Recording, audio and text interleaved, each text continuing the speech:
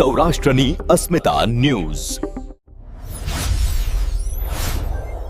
દેવભૂમિ દ્વારકા જિલ્લામાં દારૂ અને જુગારની બદીને જડમૂળથી ઉખાડી ફેંકવા માટે રાજકોટ રેન્જ આઈજી અને એસપીની સૂચનાથી એલસીબી પોલીસે મોટી સફળતા મેળવી છે.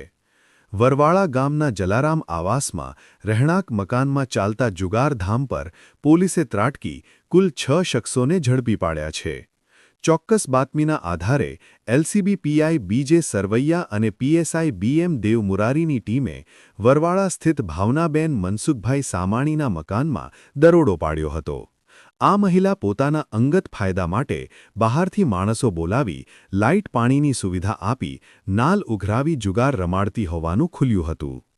પોલીસે સ્થળ પરથી જપ્ત કરેલ મુદ્દામાલમાં રોકડ રકમ ₹33,480, મોબાઈલ 4 નંગ, કિંમત ₹15,500, કુલ મુદ્દામાલ ₹48,980.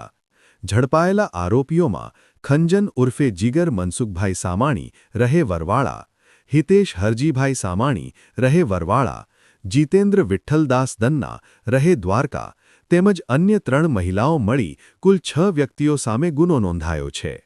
આ રેડમાં પોલીસે તમામ આરોપીઓ વિરુદ્ધ જુગાર ધારા હેઠળ ગુનો નોંધી આગળની કાયદેસરની કાર્યવાહી હાથ ધરી છે.